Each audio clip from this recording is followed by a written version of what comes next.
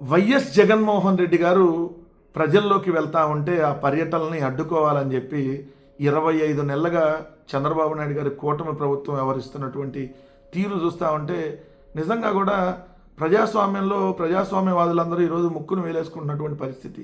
అదేంటి ఓ ప్రతిపక్ష నాయకుడు ప్రజల్లోకి వెళ్తూ ఉంటే మీరు ఒక్కళ్ళే వెళ్ళాలి, ఒక వెహికల్లోనే వెళ్ళాలి, 100 మంది కంటే జనాలు ఎక్కువ వస్తే 101 నుంచి ఎన్ని వేల మంది ఉన్న అందరి మీద మేము కేసులు పెట్టేస్తాము.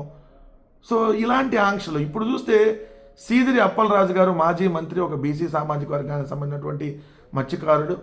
సో ఆయన్ని అక్రమంగా ఈ కూటమి ప్రభుత్వం అరెస్ట్ చేసినటువంటి నేపథ్యం, ఒక రోడ్డు ప్రమాదం జరిగితే దాన్ని మర్డర్ కేసు పెట్టి సీదిరి అప్పలరాజు గారి కుమారుడిని అరెస్ట్ చేయటం, అదేవిధంగా సీదిరి అప్పలరాజు గారిని కూడా అరెస్ట్ చేసినటువంటి పరిస్థితిలో జగన్మోహన్ రెడ్డి గారు వెళ్తుంటే అడుగడుగున ఆంక్షలు, బారికేడ్లు పెట్టడం, అదేవిధంగా ముళ్ళ కంచెలు ఏర్పాటు చేయటం, వచ్చే వాళ్ళ మీద కేసులు పెట్టడం, లేదంటే ముందే హౌస్ అరెస్టులు చేయటం రానియకుండా. ఎందుకు ఈ విధంగా ఈ ప్రభుత్వం భయపడుతుందో అర్థం కావట్లా. ఒకటైతే స్పష్టం, జగన్మోహన్ రెడ్డి గారిని ఏదైతే జనాన్ని వేరు చేయాలనేటటువంటి ప్రయత్నం మీరు మానుకుంటే మంచిది. జనం జగన్ ఇద్దరు ఏదైతే ఒకటే, జనం కోసం జగన్, జగన్ కోసం జనం అనేది ఏదైతే ప్రజల్లో ఉన్నటువంటి నినాదం. సో జగన్ గారి పర్యటనలకి జనాలను ఆపేద్దాం అనేటువంటి మీ ప్రయత్నాన్ని విరమించుకోకపోతే అదే జనం మీ మీద తిరగబడేటటువంటి రోజులు వస్తాయి. కానీ ఎప్పుడు వైఎస్ఆర్ కాంగ్రెస్ పార్టీ శాంతియుతంగానే నిరసన తెలియజేసింది తప్ప ఏ రోజు కూడా దాడులు చేయాల.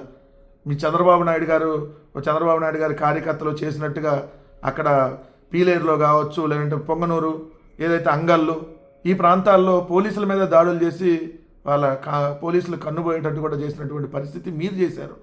కానీ ఈ రోజు వైఎస్ఆర్ కాంగ్రెస్ పార్టీ మీరు 25 నెలల కాలంలో చూడండి, ఎక్కడా కూడా ఏదైతే శాంతియుతంగా నిరసనలు వ్యక్తం చేసింది తప్ప ఎక్కడా దాడులు అలాంటి సంస్కృతిని ప్రోత్సహించాల.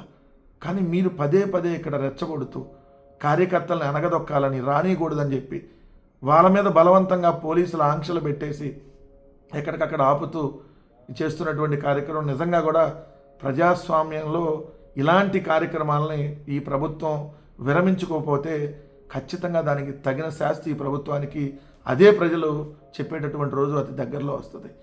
సో ఒకటి స్పష్టంగా ఈ ప్రభుత్వానికి మేము తెలియజేస్తా ఉన్నాం, మీరు జగన్మోహన్ రెడ్డి గారి పర్యటనలకి జనాల్ని ఆపాలని ప్రయత్నిస్తే ఒక ఉప్పెన వస్తుంది, ఒక తిరుగుబాటు వస్తుంది.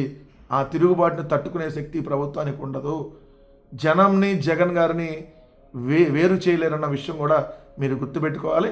మీరు ఎన్ని ఆంక్షలు పెట్టినా కూడా ఈరోజు వేలాది మంది ఏదైతే ఈరోజు జగన్మోహన్ రెడ్డి గారి పర్యటనలో పాల్గొనబోతా ఉన్నారు, జనాన్ని జగన్ గారిని వేరు చేయలేరన్న విషయం గుర్తుపెట్టుకోమని చెప్పి మరోసారి హెచ్చరిస్తా ఉన్నాం.